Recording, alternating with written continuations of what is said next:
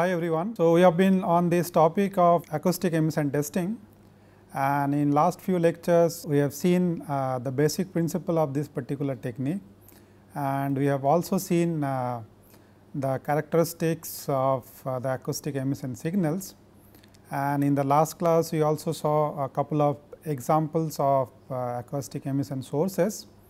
One of them was from a crack, and the other one was from a phenomena called phase transformation in metallic systems. Okay. So, today in this lecture we are going to continue on this topic and we will see the other aspects. So, first let me come back to this once again.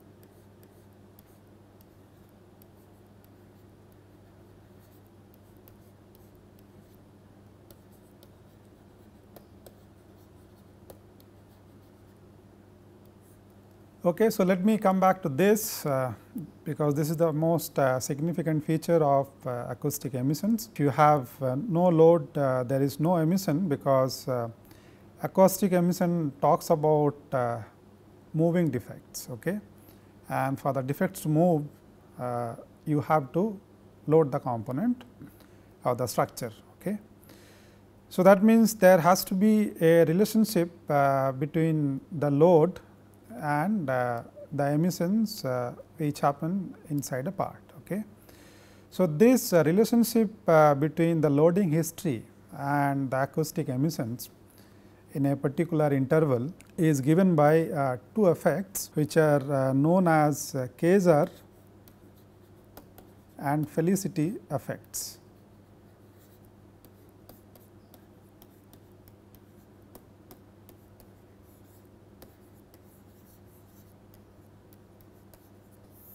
So, this describes the relationship between acoustic emission events and the previous load history.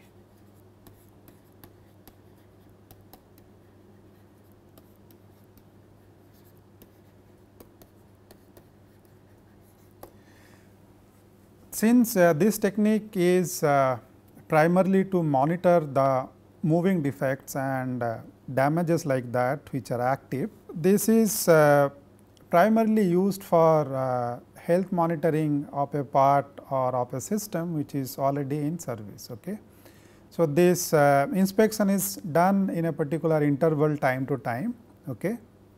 So, during a given inspection, the part will be loaded to a certain extent depending on what kind of component it is, and how it is used, and what is the kind of load which is being applied to the system or to the part. Okay. So, that is why there is a previous load history that also has to be considered when you talk about acoustic emission events or acoustic emission from a part when you are doing the inspection at particular intervals. Okay. So, these Kayser and Felicity effects will tell you about that, and this is how they go.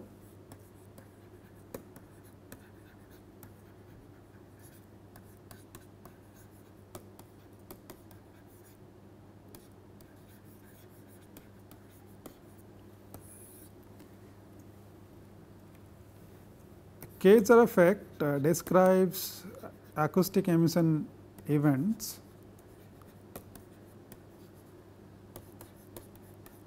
for a complete loading cycle. That means, you first load the part, unload it and then reload it, and during this whole cycle if there is any acoustic emission events, that is being described by this particular effect which is known as Kayser effect.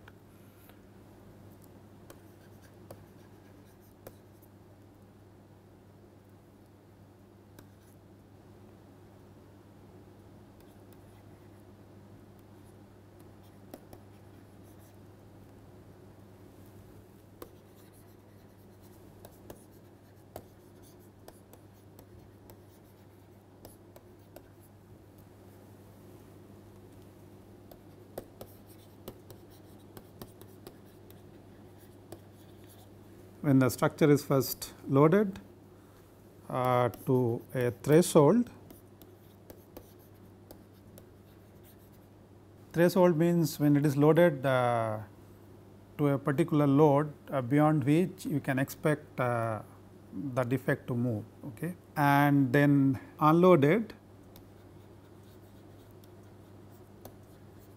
and then loaded again.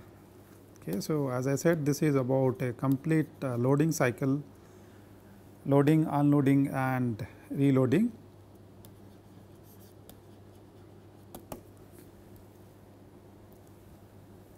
And it states that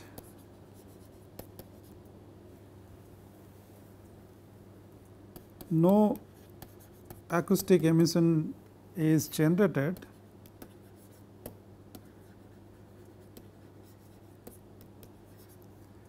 until the previous maximum load at which the emissions were obtained in the previous cycle is exceeded. Okay.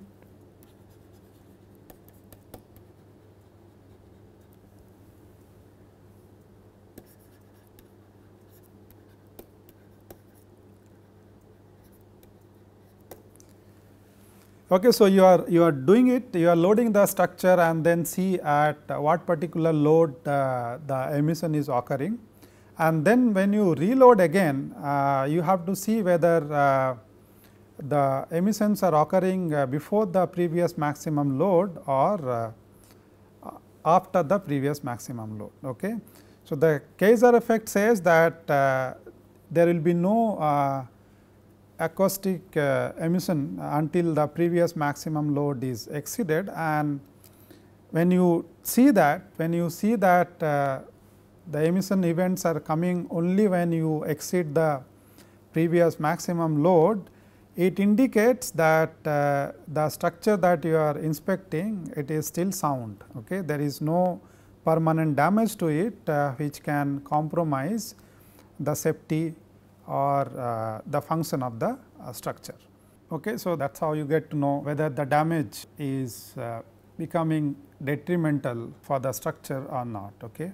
On the other hand, you see acoustic emission occurring before the previous maximum load, then that will indicate that some kind of damage has happened to the structure which is causing these acoustic emission events. Okay. So, emission that occur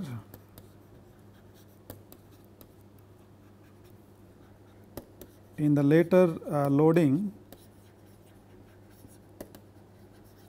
below the previous maximum load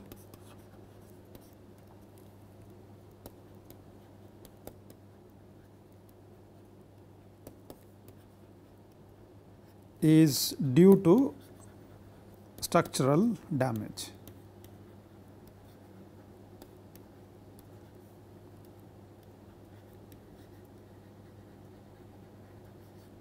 Okay, so this is how you get to know the relationship between the acoustic emission events, the loading history, and also whether the structure has been damaged or whether the defects are been active or not. Okay. So, this second phenomena, that is occurrence of the acoustic emissions below the previous maximum load, that is known as the Felicity effect. So, the Kaiser effect is no emission before the previous maximum load, and Felicity effect states emission before the previous maximum load. Okay. So, this is about damage and no damage. Okay. No damage that is being stated by the Kaiser effect, and when the structure is damaged and you have a big source of acoustic emission, then that is being described by Felicity effect. Okay. So, as I said, this is about occurrence of acoustic emission below the previous maximum load.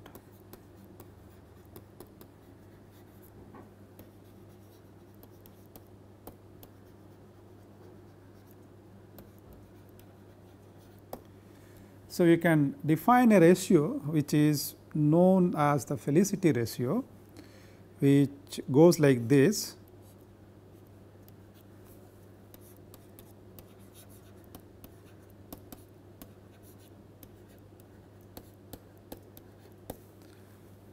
It is denoted as FR, and this is given by the ratio of the existing load at which you see the emission, that is P e, and the previous maximum load, which is P m. Okay.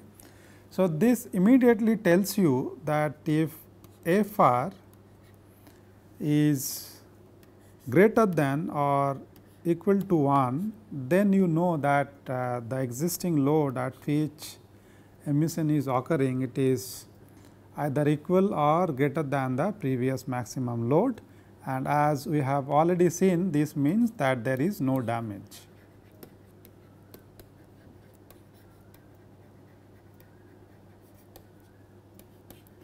Which has happened in this interval. Okay. Because as I said, this inspection is done in a particular interval. So, when you are doing the inspection during that interval, if you find that the Felicity ratio is greater than 1, then you know that during that particular interval there is no damage to the structure.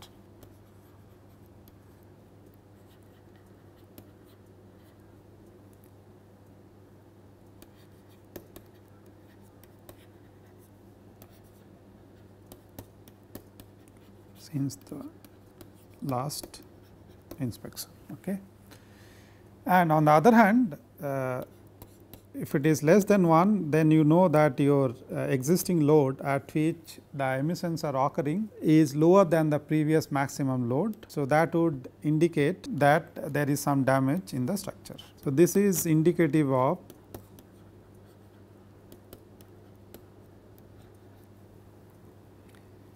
cumulative or permanent damage.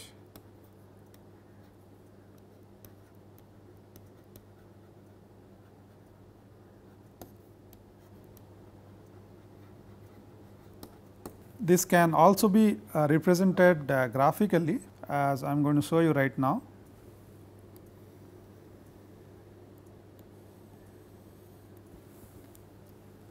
So, this is about the load at which emissions occur. So, x axis is the load, and then you see the emissions coming out at a particular load.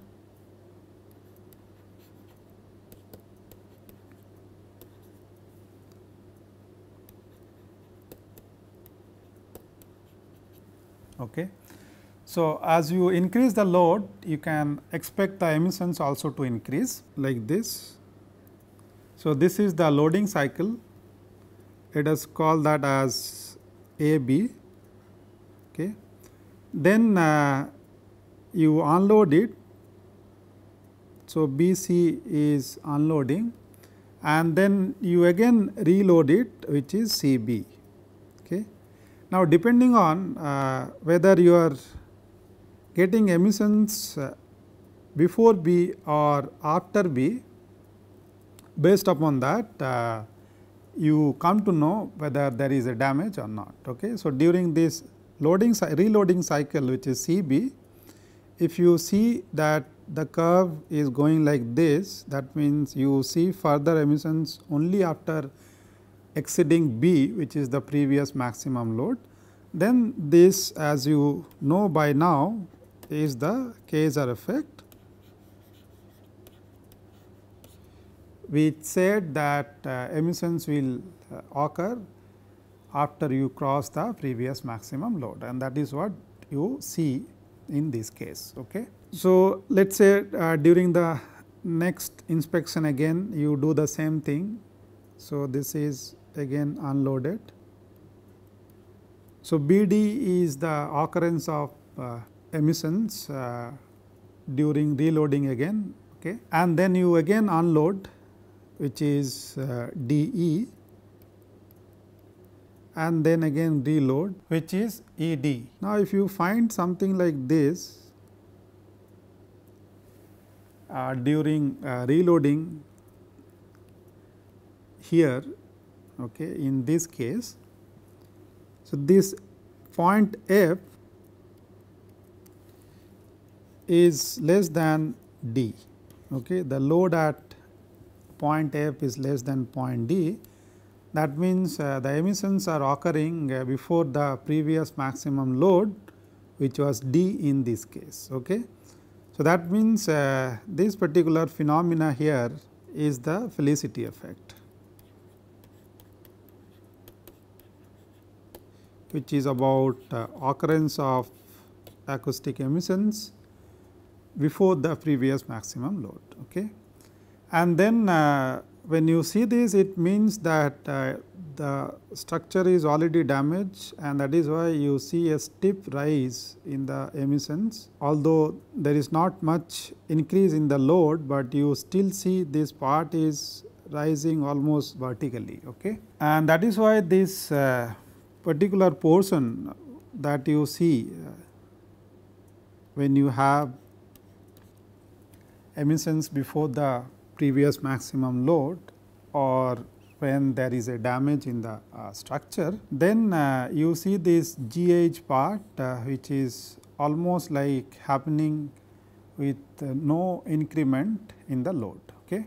So, that is why this is known as load hold. That means, the load is held at a particular value, load is not really increasing, but you still see lot of emissions coming out, which is again indicative of some kind of damage to the structure. So, this continuation of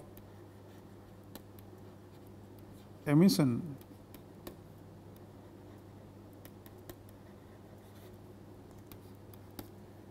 is indicative of unstable structure.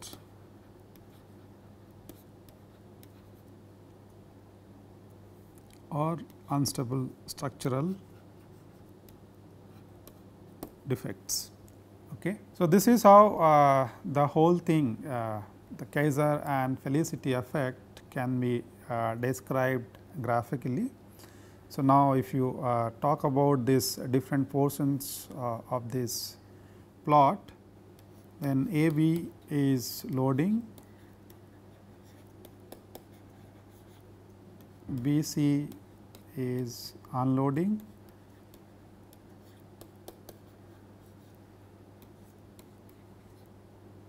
CB is reloading. Similarly, this BD again is loading to higher loads, and then you have DE unloading and so on. Okay. And then you come to a point, particularly when the load is on the higher side, when you see that the emissions are occurring before the previous maximum load. So, that is the point F, and that is when you get to know that there is some kind of structural defects which are not stable, which is making this structure unstable and generating lot of acoustic emissions. Okay. So, this is how through these two effects you come to know about the structural damage and their relationship with the loading history. Now, we will talk about the acoustic emission signal itself, and we will see what are the signal parameters and how these parameters are used to do different things, including getting indications about defects inside the part. Okay.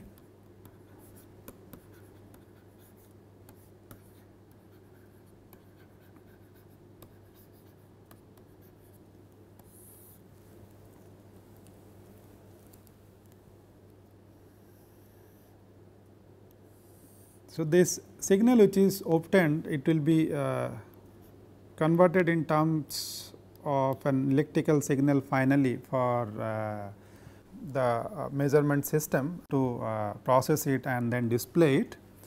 So, these mechanical vibrations or the stress waves which come out as sound waves from the sample, which are known as acoustic emissions, this will be received by the transducer and will be converted into electrical signal. Okay. So, here again, as we will talk about little later, you have a piezoelectric transducer which is going to convert these mechanical vibrations or these elastic waves into an electrical signal. Okay. So, the signal what you finally see is in terms of volts, that is what I have written over here on the y axis, and then you see it as a function of time how the signal is behaving or how the signal is changing over a period of time. Okay. So, when you do acoustic emission testing, the first thing that you need to do, you need to define a threshold, and anything above this threshold only taken as a real acoustic emission signal, and below this threshold it is considered a noise. Okay. So, you may find signals like this, some may be below the threshold, then suddenly it might go up.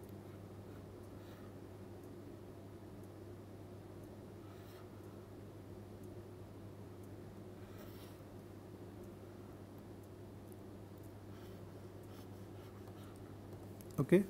So, you could see a signal like this. So, whatever is above this threshold, which is generally user defined based upon the experience of the user or based upon the part which is being examined, this threshold is defined, and whatever you see above this threshold is considered as acoustic emission events. So, from this signal you can define certain signal parameters which can be used, as I said, for doing acoustic emission testing. First thing is counts. So, that would indicate about the strength of the acoustic emission source, and this is nothing but the number of excursions or the number of crossing you see above the threshold.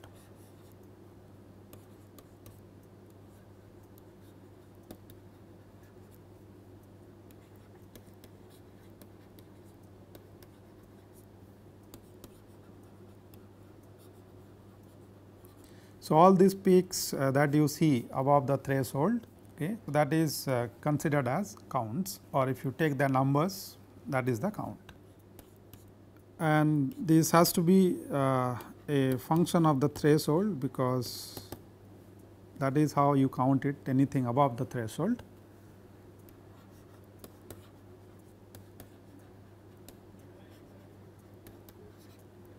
And it is also a function of the frequency.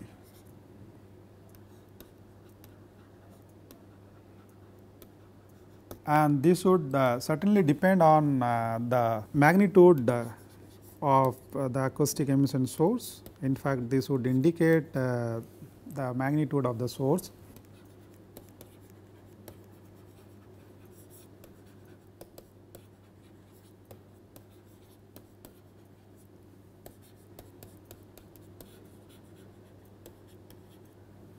And it also depends on the acoustic properties of the sample and the sensor.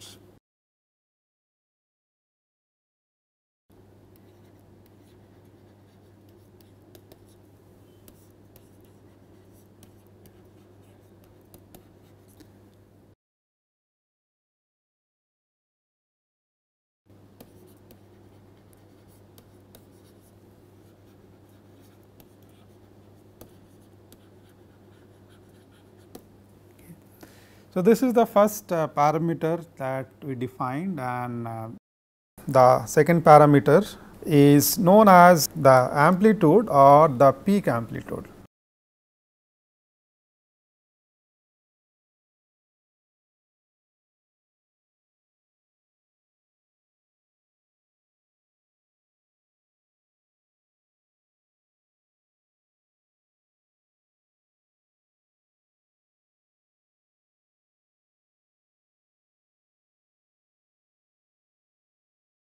Okay, so, that means the maximum signal that you have, which is this one in this case.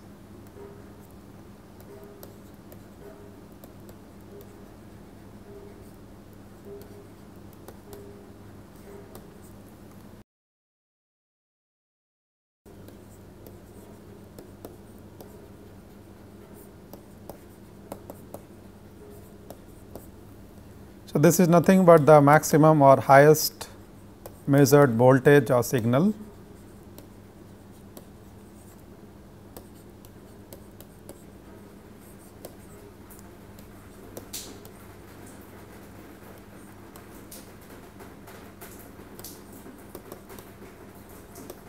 And since we are talking about elastic waves or sound waves coming out from the sample, these are this amplitude is expressed in decibel.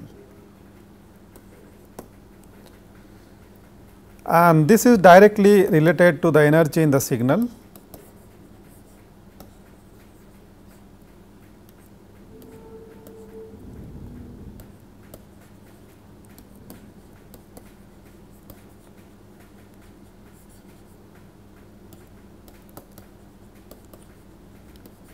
So, that means higher the peak amplitude is, higher is the energy in the acoustic emission signal. Okay, so, there are few more parameters which can be derived from the signal, but today I will not have time to cover that. So, we will take it up in the next class. So, for today I am going to stop here. I will see you next time, and then we are going to discuss about rest of the things including the signal parameters. So, I will stop here today. Thank you for your attention.